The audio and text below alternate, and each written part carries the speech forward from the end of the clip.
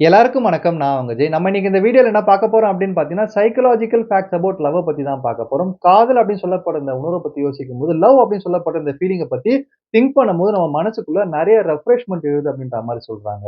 என்னதான் நம்ம ஸ்ட்ரெஸ்ஸாலும், ஆங்சைட்டியாலும் பாதிக்கப்பட்டிருந்தாலுமே கூட, லவ் அப்படின்னு சொல்லப்படுற இந்த தாட் மூலியமா அத ஈஸியா சால்வ் பண்ண முடியும் அப்படின்ற மாரி சொல்லிட்டு இருக்காங்க.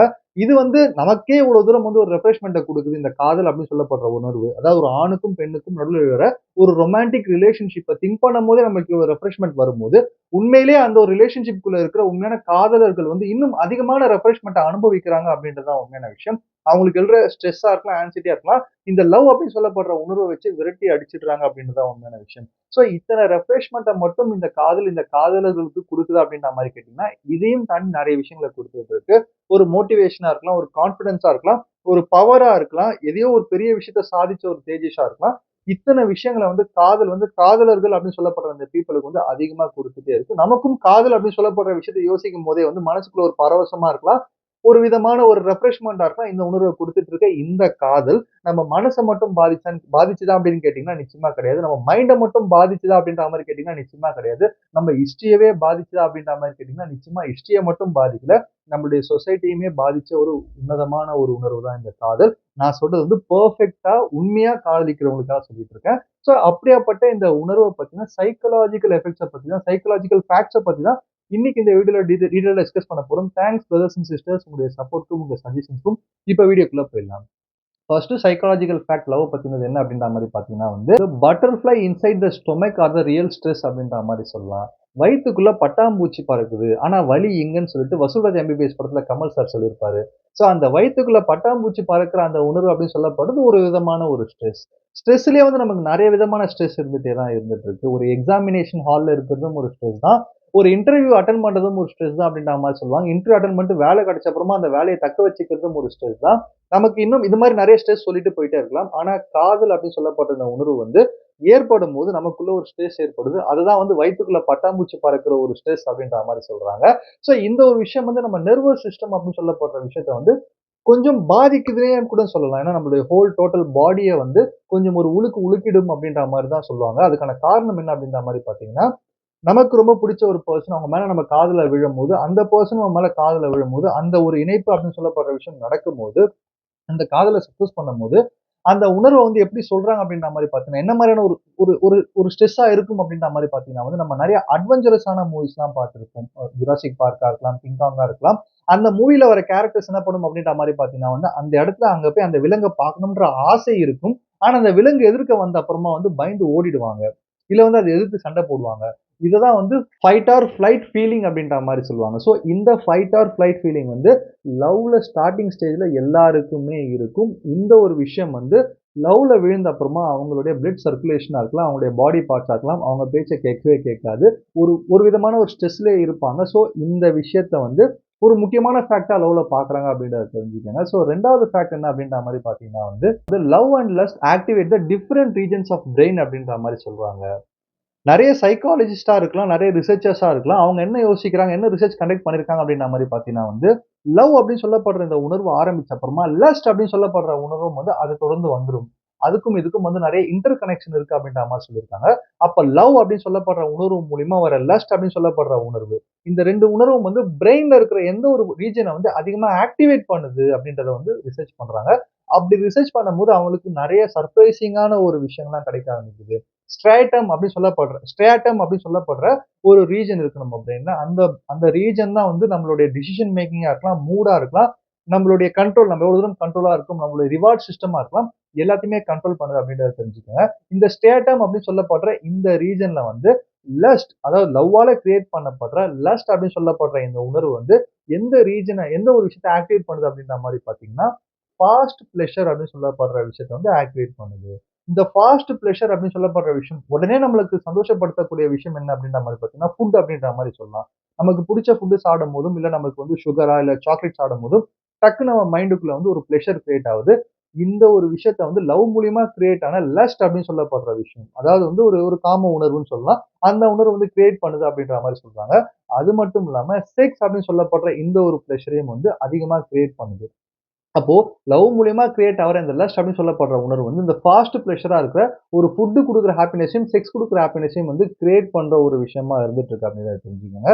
இந்த லவ் அப்படின்னு சொல்லப்படுற இந்த ஒரு விஷயம் வந்து, இந்த ஒரு ஆக்டிவிட்டி வந்து எந்த ஒரு ரீஜன் வந்து ஸ்டியாட்டம் அப்படின்னு சொல்லப்படுற பிரெயின் ரீஜன்ல வந்து கிரியேட் பண்ணுது அப்படின்ற மாரி பார்த்தீங்கன்னா வந்து, ஒரு ரிவார்ட் சிஸ்டம் அப்படின்ற மாரி சொல்லலாம். ஃபீலிங் குட் அப்படின்ற மாரி சொல்லலாம். ஏதோ ஒரு விஷயத்த சாதிச்ச ஒரு தேஜஸ் ஒரு கண்ல தெரியுது அப்படின்ற மாரி சொல்லுவாங்கல்ல. நம்ம ஏதோ ஒரு பெரிய விஷயத்த சாதிக்கும்போது நம்ம மைண்ட்குள்ள ஆட்டோமேட்டிக்கா நமக்கு வந்து ஒரு ஹாப்பினஸ் கிடைக்க ஆரம்பிக்கும்.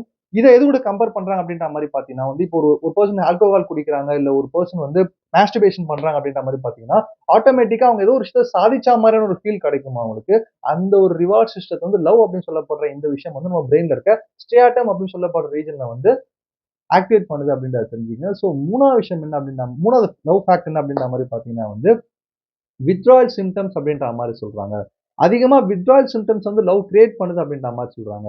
First of all withdrawal symptoms அப்படின்னு சொல்லப்படுற விஷயம் என்ன அப்படின்ற மாரி பார்த்தீங்கன்னா வந்து, இப்ப பொதுவா ஒரு பெர்சன் வந்து அடிக்ஷன்ல இருக்காங்க. ஒரு ஸ்மோக்கரா இருக்காங்க, இல்ல ஒரு ஆல்கஹாலிஸ்ட்டா இருக்காங்க அப்படின்ற மாரி பார்த்தீங்கன்னா, அவங்க அந்த விஷயத்துலருந்து வெளிய வரணும் அப்படின்னு சொல்லப்படுற விஷயத்த ட்ரை பண்றாங்கன்னா, நிச்சயமா அதிகமான மன உறுதி வேணும்னு சொல்லுவாங்க. அதுக்கான காரணம் என்ன அப்படின்ற மாரி பார்த்தீங்கன்னா, இனிஷியல் ஸ்டேஜ்ல அந்த அடிக்ஷன்லருந்து வெளிய வரும்போது ரொம்ப கஷ்டப்படுவாங்க. ரொம்ப ஸ்ட்ரெஸ்ஸா இருக்கலாம், டிப்ரஷனா இருக்கலாம். அந்த அளவு வந்து அது அவங்கள கொண்டு போகும் அப்டின்ற மாரி சொல்லுவாங்க. ஸோ அதுக்கு ஈக்குவலா தான் வந்து லவ் அப்டின்னு சொல்லப்படுற இந்த ஒரு விஷயத்தையும் வந்து கம்பேர் பண்ண ஆரம்பிக்கிறாங்க. இன்னும் சொல்லப்போனா அதுக்கு மேல வந்து லவ்வ வந்து கம்பேர் பண்றாங்க. அதுக்கும் ஒரு படி மேலன்னு தான் சொல்றாங்க லவ்வ.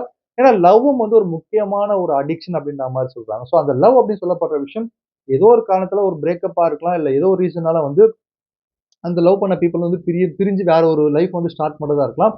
இந்த விஷயம் நடைபெறும்போது கார்டிகோலிபெரின் அப்படின்னு சொல்லப்படுற பெப்டைட் ஹார்மோன்ஸ் வந்து அவங்களுடைய பிரெயின்ல சுரக்க ஆரம்பிக்குது. ஸோ இந்த ஹார்மோன்ஸ் தான் வந்து அதிகமான டிப்ரஷனையும், அதிகமான அடிக்டிவ் ஃபீலிங்கையும் அவங்களுக்கு குடுக்க ஆரம்பிக்குது. ஸோ இந்த விஷயம் எப்படி கியூர் ஆகும் அப்படின்ற மாரி பார்த்தீங்கன்னா, அவங்க யார லவ் பண்ணாங்களோ அந்த பெர்சன வந்து திருப்பி அவங்க ஜாயின் பண்ணும்போதும், சேரும்போது மட்டும் தான் வந்து அத வந்து ஓவர் கம் பண்ண முடியும். இல்லன்னா அதிகமான மன உறுதி வந்து தேவை அப்படின்ற மாரி சொல்றாங்க. ஸோ கிட்டத்தட்ட வந்து ஒரு வித்ட்ரால் சிம்ப்டம்ஸ்க்கு ஈக்குவலான ஒரு ஃபீலிங் வந்து லவ் சிம்ப்டம்ஸ் குடுக்கறதுனால, இதுவும் வந்து ஒரு அடிக்ஷனா இருக்கிறது வந்து இன்னொரு உண்மையான ஒரு முக்கியமான ஒரு ஃபேக்ட் அப்படின்றத தெரிஞ்சுக்கங்க. ஸோ 4வது லவ் ஃபேக்ட் என்ன அப்படின்ற மாரி பார்த்தீங்கன்னா வந்து, இந்த பிளானெட்ல ஒரே மாரியான எக்ஸ்பெக்டேஷன் இருக்கிற பீப்பிள், ஒரே மாரியான அட்ராக்டிவ்னஸ் எதிர்பார்க்கிற பீப்பிள் வந்து லவ் ரிலேஷன்ஷிப்குள்ள போயே தீருவாங்கன்றது தான் எழுதப்பட்ட, இல்ல எழுதப்படாத விதி அப்படின்றத தெரிஞ்சுக்கங்க. ஸோ இந்த ஃபேக்ட்ல என்ன சொல்ல வராங்க அப்படின்ற மாரி பார்த்தீங்கன்னா வந்து, ஒரு மென்னா இருக்கலாம், வுமனா இருக்கலாம். அவங்களுக்கான எக்ஸ்பெக்டேஷன் இங்க அதிகமா இருந்துட்டே இருக்கும். புதுப்பேட்டையில தனுஷ் அவர்கள் சொல்லியிருப்பாங்க. நம்ம கல்யாணம் பண்ணிக்க போற பொண்ணு அப்படி இருக்கணும், இப்படி இருக்கணும்னு சொல்லிட்டு நெறைய பேருக்கு 1000 கனவு இருக்கும். ஆனா பாதி பேருக்கு அப்படி கிடைக்கிறதே கிடையாது. தப்பி தவறி அந்த மாரி ஒரு பொண்ண பார்த்தீங்கன்னா, "நீ எடுத்துப்பியா? மாட்டியா?" அப்படின்ற மாரி கேட்டிருப்பாரு. சோ விச் மீன்ஸ் ஒரு எக்ஸ்பெக்டேஷன் இருக்கிற அந்த அட்ராக்டிவ்னஸ். இப்போ ஒரு மென் என்ன மாரியான எந்த லெவல்ல அட்ராக்டிவ்னஸா இருக்காங்களோ, அதுக்கு ஈக்குவலான அட்ராக்டிவ்னஸா ஒரு கேர்ள பார்க்குறாங்க அப்படின்ற மாரி பார்த்தீங்கன்னா, நிச்சயமா அவங்க ரிலேஷன்ஷிப்குள்ள போவாங்க. சோ இந்த அட்ராக்டிவ்னஸ் அப்படின்னு சொல்லப்படுற விஷயம் ஆப்போசிட்டா இருக்க அவங்களுக்கும் வந்து எக்ஸ்பெக்டேஷன் மீட் ஆகும்போது, அந்த ரிலேஷன்ஷிப் வந்து சக்சஸ்ஃபுல்லா மாறுது அப்படின்னு சொல்லப்படுறது தான் உண்மையான விஷயம். சில நேரங்கள்ல வெளியில இருந்து பார்க்குற மனிதர்கள், இந்த பையனுக்கு இந்த பொண்ணா? இந்த பொண்ணுக்கு இந்த பையனா? அப்படின்னு சொல்லப்படுற மாரி ஒரு ஒரு சில நேரத்துல வந்து ஒரு மென் வந்து ரொம்ப ஸ்டைலிஷா இருப்பாங்க. அவங்க கூட இருக்கிற பேரா இருக்க கேர்ள் வந்து கொஞ்சம் கம்மியா இருப்பாங்க. கொஞ்சம் மாடரேட்டான ஸ்டைலிஷா இருப்பாங்க. அதே மாரி வைஸ் வெர்சா ஒரு கேர்ள் வந்து ரொம்ப ஸ்டைலிஷா இருப்பாங்க. அவங்க கூட வந்து பேரா இருக்கிற மென் வந்து கொஞ்சம் நார்மலா இருப்பாங்க. ஸோ இந்த சினாரியோ பார்க்கும்போது வெளியில இருந்து பார்க்கிறவங்களுக்கு வந்து இப்படி எப்படி இவங்க மேட்ச் ஆனாங்க அப்படின்ற மாரி நம்மளுக்கு தோண ஆரம்பிக்கும். ஆனா அவங்களுக்குள்ள இருக்கிற ஃபேக்ட் என்ன சொல்லுது அப்படின்ற மாரி பார்த்தீங்கன்னா வந்து, இப்போ சம்டைம்ஸ் சில பேர் ரொம்ப அட்ராக்டிவா, ரொம்ப அழகா இருக்கும்போது, அவங்களுக்கு தேவையான ஒரு அன்பா இருக்கலாம். அவங்களுக்கு தேவையான ஒரு ஹாப்பினஸா இருக்கலாம். மத்தவங்க கிட்ட இருந்து கிடைச்சிருக்காது. அது யாரோ ஒரு முக்கியமான ஒரு பெர்சன்ல இருந்து கிடைச்சிருக்கும்.